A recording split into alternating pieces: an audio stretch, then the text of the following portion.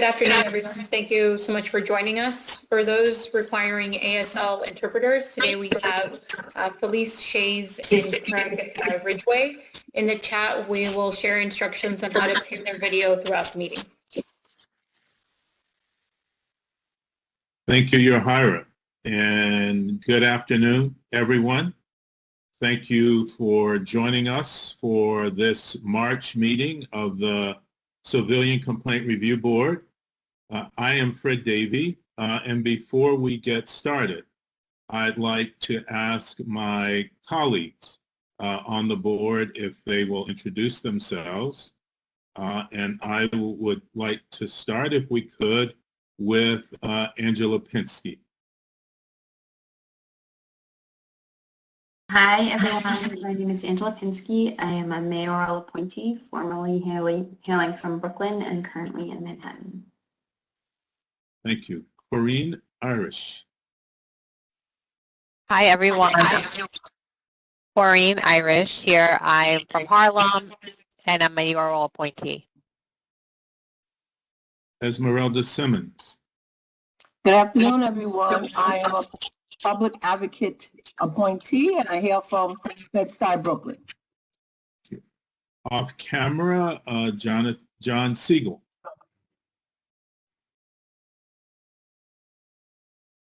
Mr. Siegel is there, but he may not be able to hear us or speak to us right now, but we'll note his presence. Joseph Puma. Good afternoon, everyone. My name is Joseph Puma. I'm the representative on the board designated by the City Council, hailing from Manhattan. Thank you. Michael Rivadeneira. Good afternoon, everyone. Michael Rivadeneira. I hail from the Bronx, and I am the City Council designee, the Bronx designee to the board. Great. Thanks. Willie Freeman. Good evening, everyone. Willie Freeman, Police Commissioner designee, hailing from Brooklyn. Thank you, Mr. Freeman. I think on the phone we have Sal Cacatero. Sal? Right. Hello. Yes, we can hear you. Go ahead. Hey, Sal. Good evening, everyone. Hi, I'm Sal Carcatera, and I am a police commissioner designee to the board. Thank you.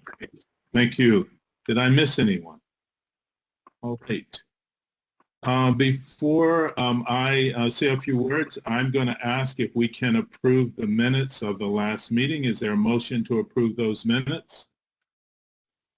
Motion. Is there a second? Second. Great. All those in favor of approving, let me ask first if there are any changes or modifications to the minutes. Great. Hearing none, all those in favor of approving the minutes, please say aye. Aye. Aye. Aye. Aye. Any opposed? Right. Hearing no opposition, the minutes are approved. Thank you. So we're here tonight as the trial of former Officer Derek Chauvin continues, and sadly, as another young black man, Dante Wright, has been inexplicably and indefensibly killed by police in Brooklyn Center, Minnesota. Derek Chauvin's trial is both a reminder of the steep climb prosecutors often face to achieve justice for victims of police brutality, and a good example of what can happen when police officers themselves call out police misconduct on the part of fellow officers. It is heartening to witness use of force experts in law enforcement and officers in the Minneapolis Police Department taking the stand and saying plainly what we all are thinking. The conduct was egregious, unacceptable, out of bounds of departmental policy, and should render Derek Chauvin criminally liable and incapable of being on any police force ever again. I hope the officer who killed Dante Wright gets the same degree of review. I'm personally finding it hard to believe that given the rigorous training officers receive and 26 years of experience on the force, that the officer in this case could not distinguish the difference between a taser and a firearm. Closer to home, in the wake of George Floyd's death and the protests in support of Black lives, jurisdictions across New York State are exploring ways to reform their police departments and increase police oversight.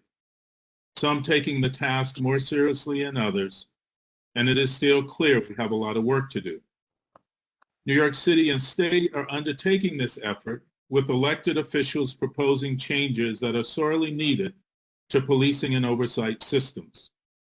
One fundamental change that I have spoken about many times before is a need for final disciplinary authority to become independent from the police department, particularly in CCRB cases.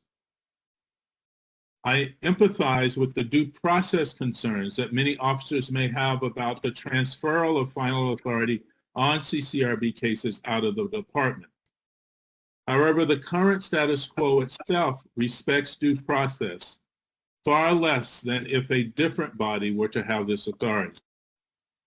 Presently, the police commissioner can overrule the CCRB's investigations and findings, the recommendations of the trial commissioner, and even the plea deals our prosecutors reach with the officer's legal representation.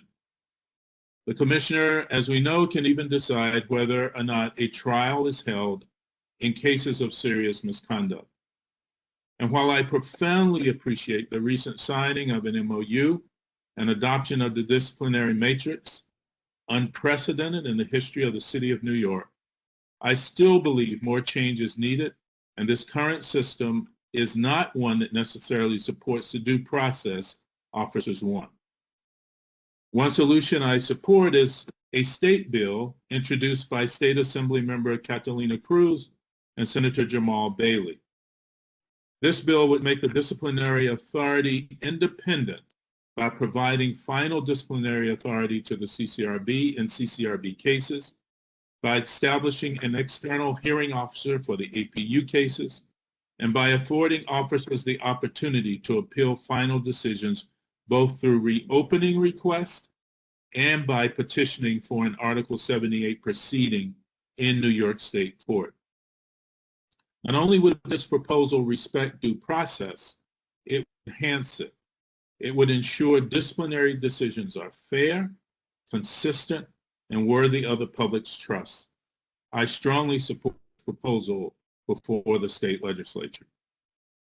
Another change I have previously spoken about is the need to exempt the CCRB from state sealing statutes. Right now, there is a world of evidence and potential misconduct that is withheld from CCRB scrutiny as a result of these sealing statutes.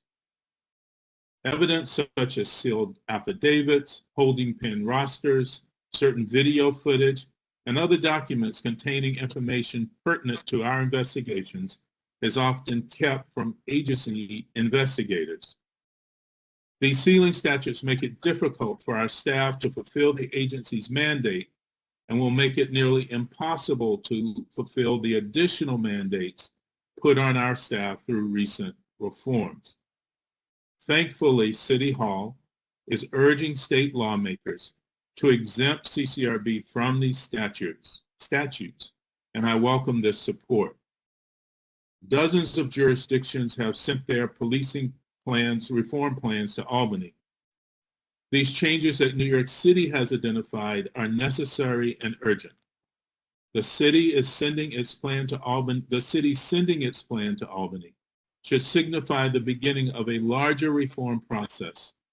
And I urge state lawmakers to use the rest of the legislative session to enact meaningful reforms to policing and police oversight in New York City and across our state. Other states around the country are also showing us what leadership on these issues can look like. I commend the Maryland legislature for passing a truly significant policing and oversight reform plan last week. In the meantime, we will continue our work here. The board currently has approximately 50 protest cases on our docket to review. We should review these as quickly and as judiciously as possible so that we can continue to provide New Yorkers with updates on the protest cases, particularly as the anniversary of these protests approaches. We will provide another update on these cases in the coming weeks, and in a few months we will look forward to issuing a full report on the protest conduct by members of the NYPD. With that, I would now like to turn it over to our Executive Director, Jonathan Darsh. John. Mr. Chair, I think we should probably let Assemblymember Cruz go first because I think her time is limited. Very good. Assemblymember Cruz, we're very glad you're with us.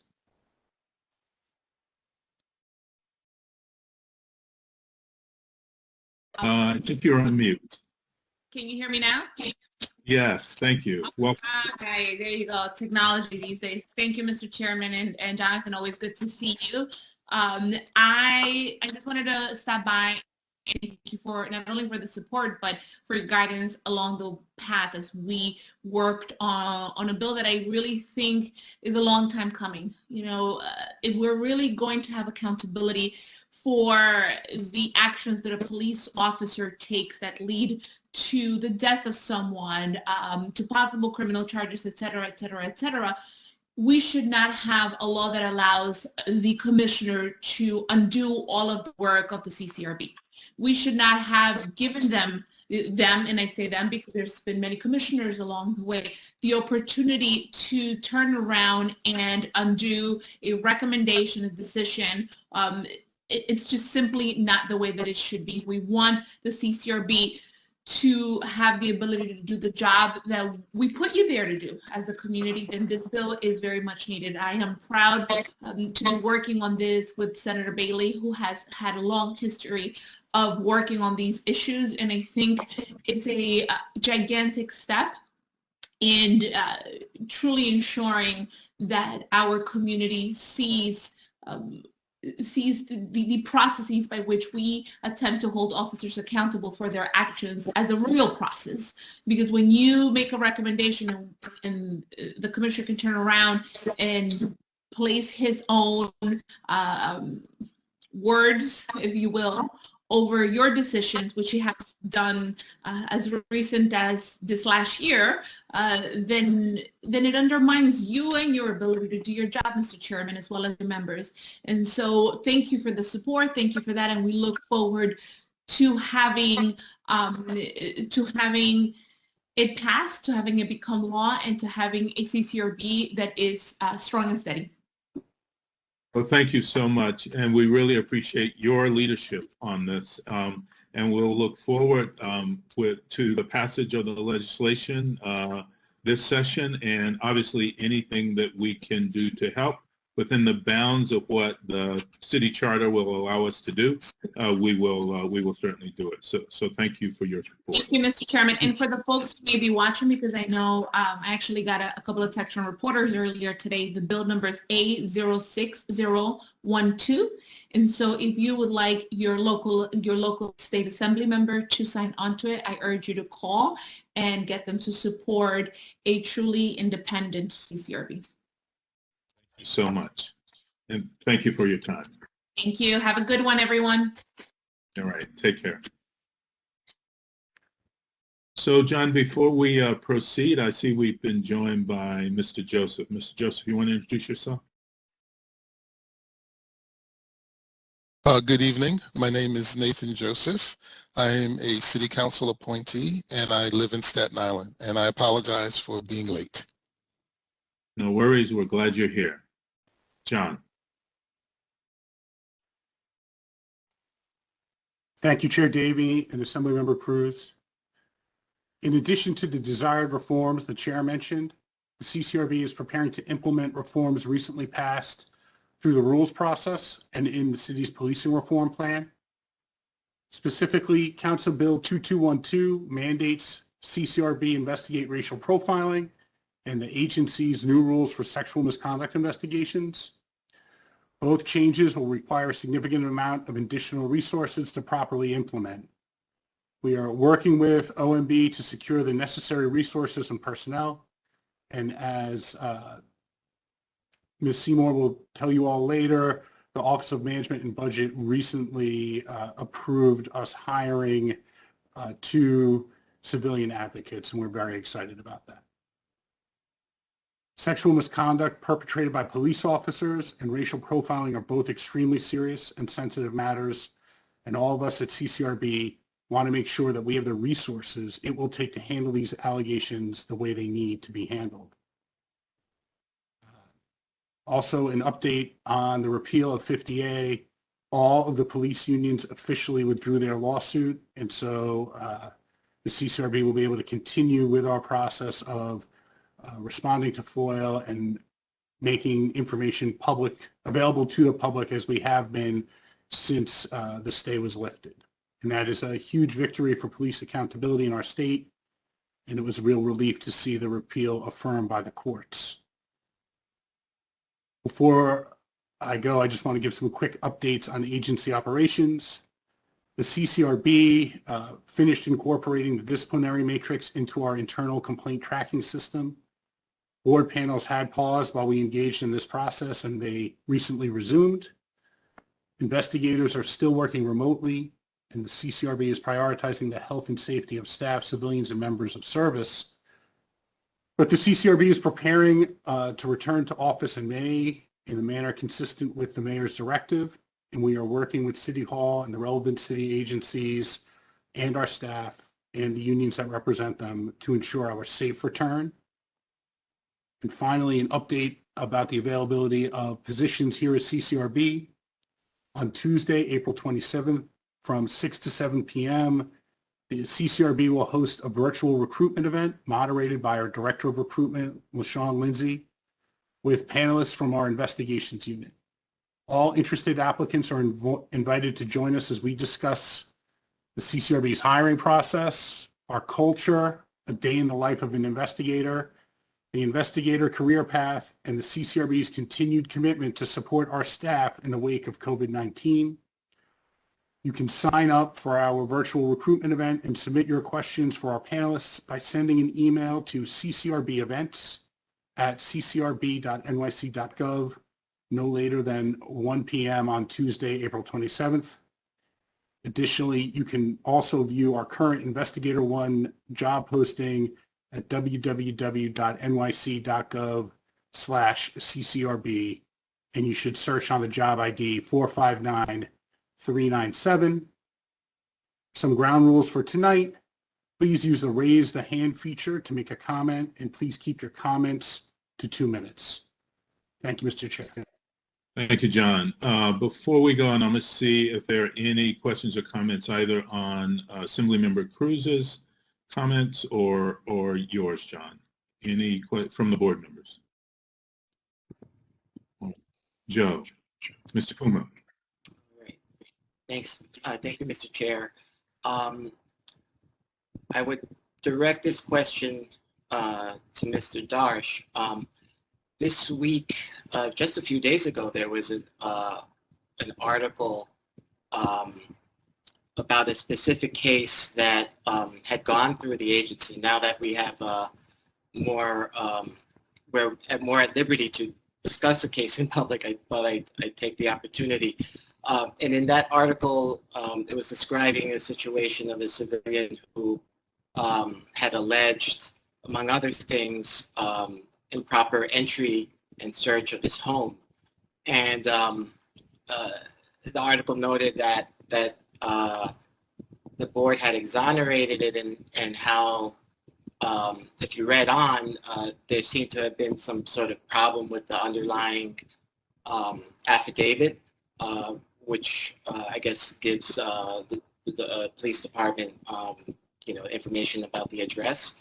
And so I guess it surprised me to read such an article, because I know that the staff that investigate such allegations take entry and search of a home very seriously. I know the board members do as well, and the agency even issued a report several years ago that I thought was quite eloquent and strong on the topic of improper entry and search of residences. So I was wondering if Mr. Darsh could just maybe shed some light about what happened in this case, or what we know, or what was going on with the underlying affidavit. I think the article also talked about maybe the issue that the chair raised about sealing records and how that might be an impediment to CCRB work. So it seemed to relate to the chair's points as well. Thank you. That's a very important question, Mr. Puma. Search warrants are public documents. And in fact, if an officer is executing a warrant in your home, you're allowed to request a copy of that warrant, and the officers have to give you a copy of the warrant. Search warrant affidavits, which are the documents that document the information provided to the judge before the judge issued the warrant, are almost always sealed in the state. And in this case, the investigator had the search warrant, which was for the location entered and searched by the police. The reporter obtained a copy of the affidavit from the civilian's civil attorney who had obtained the affidavit as a result of discovery during the civil litigation. And that showed flaws in the process by which the warrant was issued. In this case, all the investigator had was the search warrant, and therefore determined to exonerate the allegations for improper entry and improper search.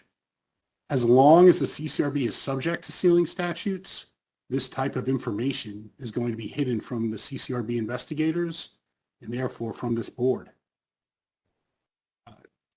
This is going to greatly hinder the investigation of profiling cases and other cases under Charter Section 441, because the CCRB won't even have the identity of the civilians, where the current law requires the CCRB to obtain consent before reviewing the paperwork associated with the arrest or stop. And so it'll be almost impossible for us to accomplish the tasks given to us by the council in this recent charter change unless these sealing statutes are passed. So John, just to be clear, in this particular case where the CCRB exonerated the entry allegation, we had the warrant, but that had the address of the particular residence that was entered. But had we had access to additional information, we would have seen what? What would have made the difference? We would have seen that the information that was provided to the judge supported entry to a different address. Understood. Understood. And in terms of the additional responsibilities that the agency has been given as a result of legislation passed by the council,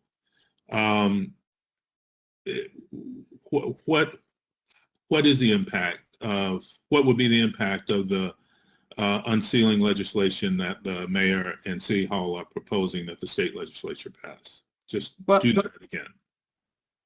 Right now, if Chair Davey, you were walking down the street and you were stopped by Officer Darsh, and you filed a complaint with the CCRB alleging that you were stopped because you were profiled, one of the first things we would do is start to look at what Officer Darsh had done in my enforcement history and what other officers had done at similar times and similar locations around the city. But the vast majority of arrests and summons issued in this city result in sealed arrests or sealed summonses, and we will not be able to obtain the basic information to let us determine whether there was profiling used in your stop, or there was a pattern and practice of profiling without access to that information. Understood. Thank you. Any other comments, questions in regard to this, or the Assemblywoman, or even my comments? All right. Well, we hope the state legislature will follow City Hall's recommendation and the recommendation of the council, as much as the council endorsed the report, to pass this legislation to exempt the CCRB from these ceiling statutes. Thank you. I think we're going to hear from Jahai Rose now. And I'm not finding my agenda, but Jahai is our Deputy Director of Outreach and Intergovernmental Affairs. Jahai? Thank you very much, Mr. Davey. I'm going to share my screen. Bear with me for one moment.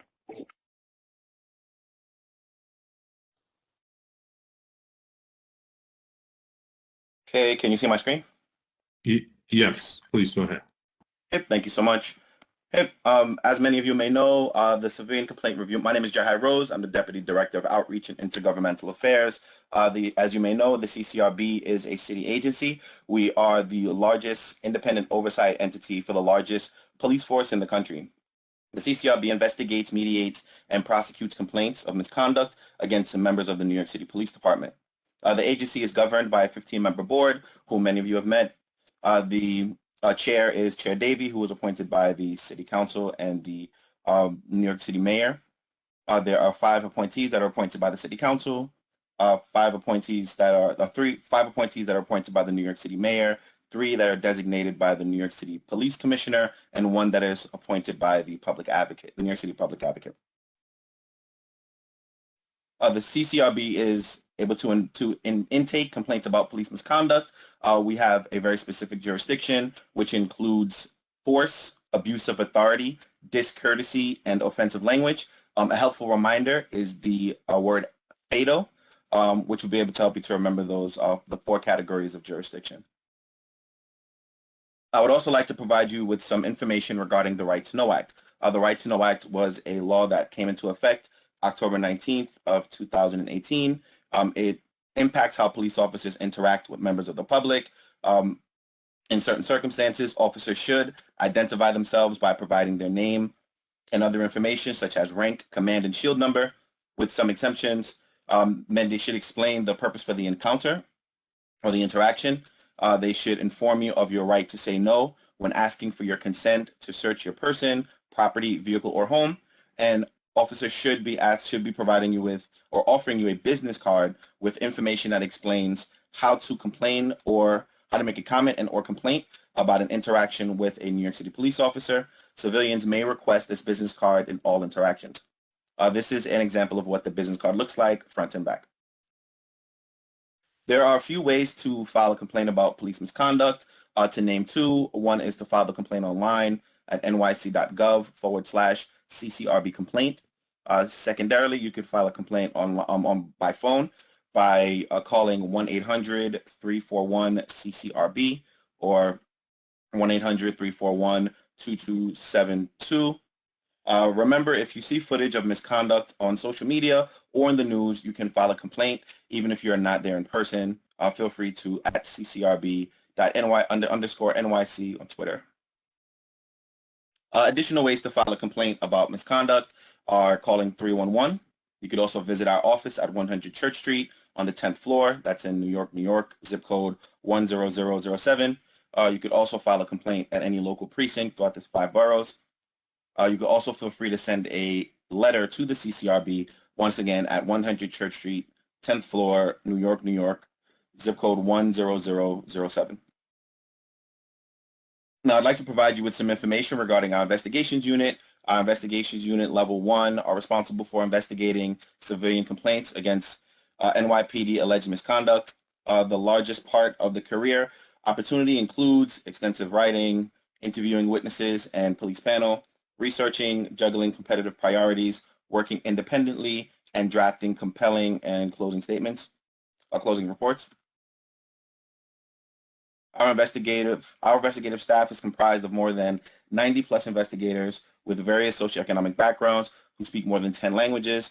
Our team is comprised of the best and the brightest undergrad and grad students with a variety of educational institutions nationwide. You can learn more about our investigation unit by visiting our official site at nyc.gov/CCRB.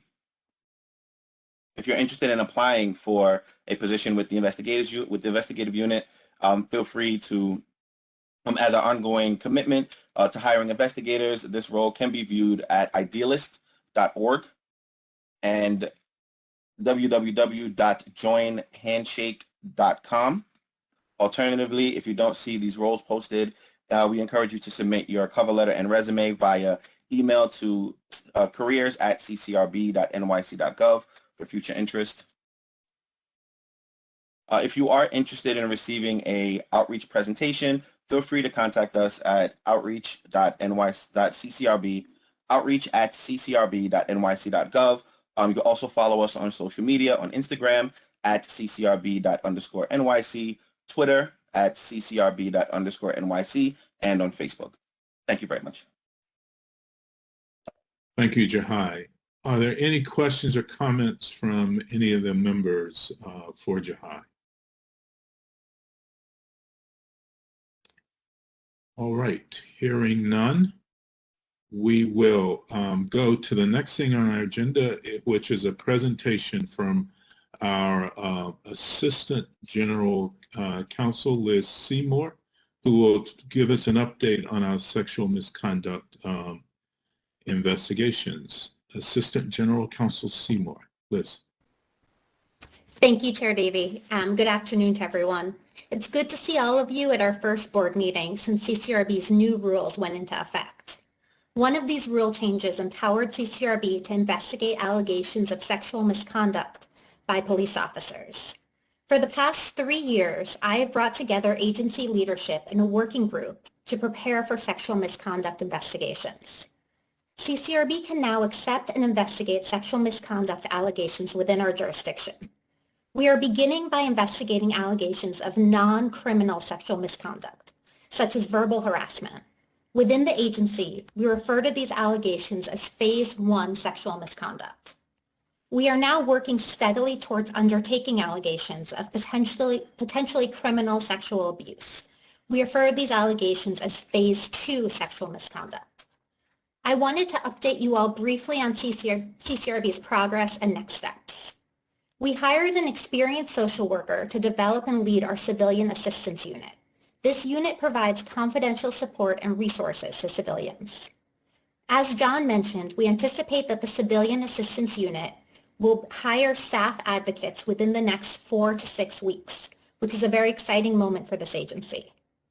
Our administrative prosecution unit, the APU, hired a dedicated sexual misconduct prosecutor.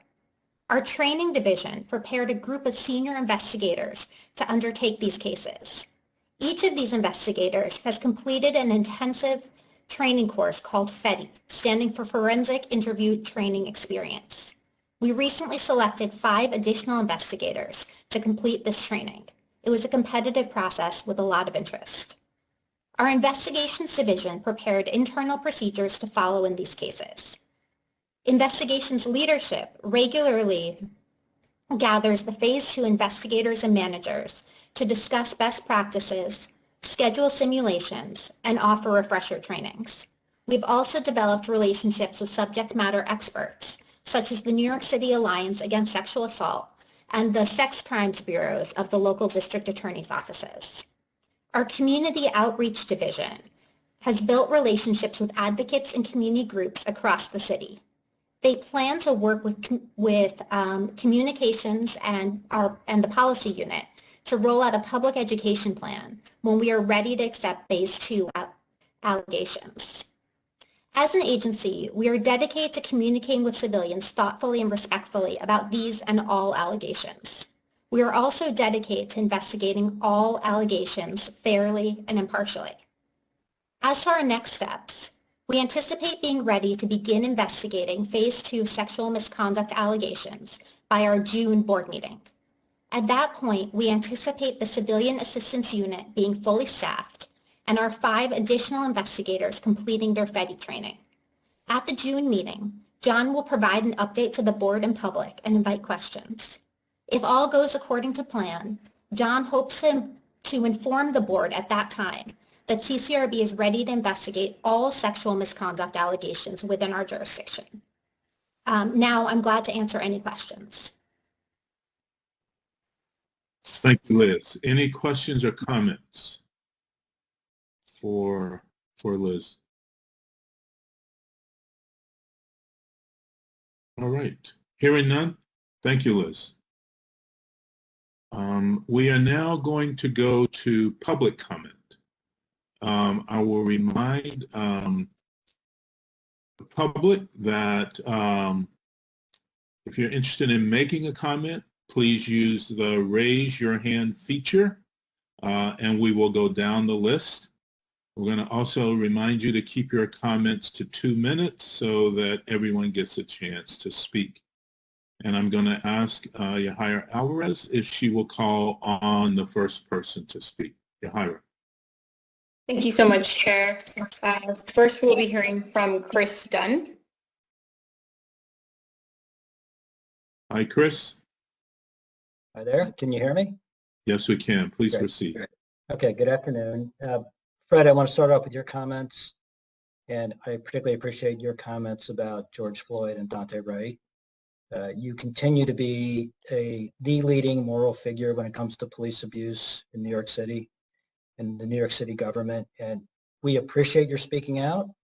I wish the rest of city government were speaking out more forcefully about these things. So thank you for your leadership on that.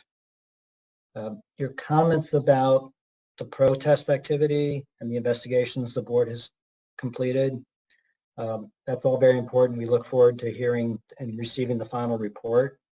I will just note what we all know, which is the Derek Chauvin trial is undoubtedly going to produce a lot of protest activity here in the city. We've already seen some of it. And I hope the CCRB will be aggressively out there working with the public to allow it to file complaints when that is appropriate. With respect to the sexual misconduct rules and the racial profiling investigations, thank you. We look forward to the agency taking those on. I did have one question. When the board approved the sexual harassment rules, there were a number of requests made about modifications to those rules. And the board announced that it was not going to make changes in conjunction with its vote last month, but we consider new additional rules. And I'd like to know what the board actually contemplates in terms of thinking about modifying or amending the adopted rules. Sure. Let me first say, with regard to your first comments, well, thank you, but I also want to note that, we have very strong and consistent support from my colleagues on the board for a robust civilian oversight of the NYPD. And I feel like that I'm representing the collective voice, or at least the overwhelming majority of the board members, when I speak to these issues. So I want to acknowledge their contribution and their hard work and their commitment to a more just and fair New York City.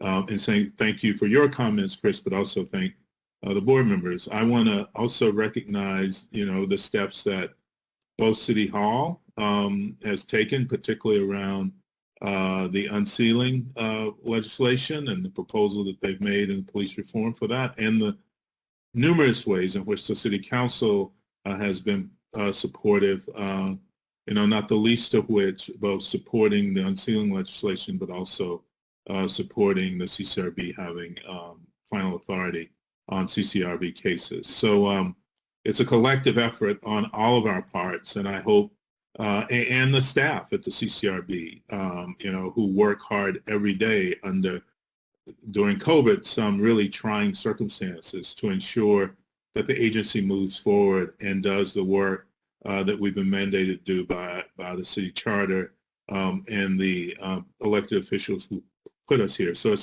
it's a collective effort to try to make civilian oversight of policing what it should be, not only in New York City, but perhaps throughout the nation. And advocates such as yourself keeping us honest in what we do is an important part of this process. We won't always disagree on everything, but it will continue the engaged conversation around this really important issue and continue to sort of push for the ideals that I think we all desire. That said, I'm going to ask John, or if he wants to designate someone else, to answer your question about what will be done with the comments about some changes in the regulations governing how CCRB will investigate sexual misconduct. So, John, you want to speak to that? So we recently submitted a proposed general agenda to the Mayor's Office of Operations, which then forwarded it to the Law Department. And that agenda did contemplate addressing the issues from that were not addressed that were commented upon but not addressed in the last rulemaking process. Okay, thank you very much. And Fred, I appreciate your spreading the credit around, and I appreciate the graciousness with which you did that. I stand by what I said about your leadership. The other thing I wanted to ask is on a nuts and bolts thing, but on the subject of something we sometimes take different views of. Now that you're going back to the office, what is the agency thinking about allowing complainants to do their interviews virtually as opposed to having to come down to 100 Church Street? Let me make a personal point, and then John, I'm going to turn this over to you, and I hope I'm not going to muddy your waters. I really hope that we can find a way that helps to maintain the integrity of the investigative process to do more of these interviews virtually. With that, you'll get the real answer from our Executive Director, John Darsh. John.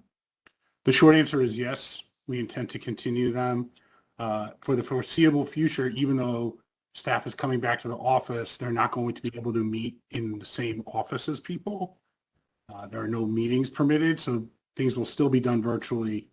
So we are not planning on switching from remote interviews at this time. And it's one of the major changes that we undertook during the pandemic that showed real merit. And I think it's something we're going to look very hard at keeping when it's no longer a requirement. It is merely something we can do because it is helpful, not for the life and safety of all involved. I cast my vote with Fred. It's a terrific thing to be doing. It will be a terrific thing for compliance. So thank you for considering that. Thank you, Chris. Thank you for your comments. Any questions or comments with regard to what Mr. Dunn has shared from the board? All right, thanks again, Chris. And so you're Hiram. Next speaker, please. Thank you, Chair. Thank you, Chris.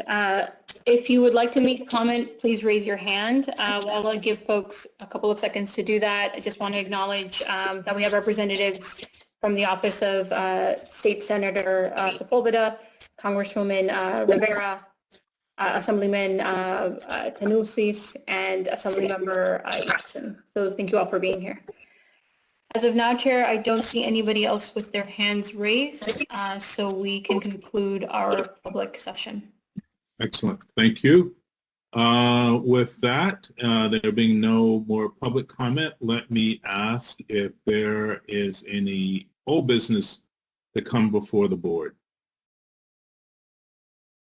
Hearing none, is there any new business to come before the board? All right.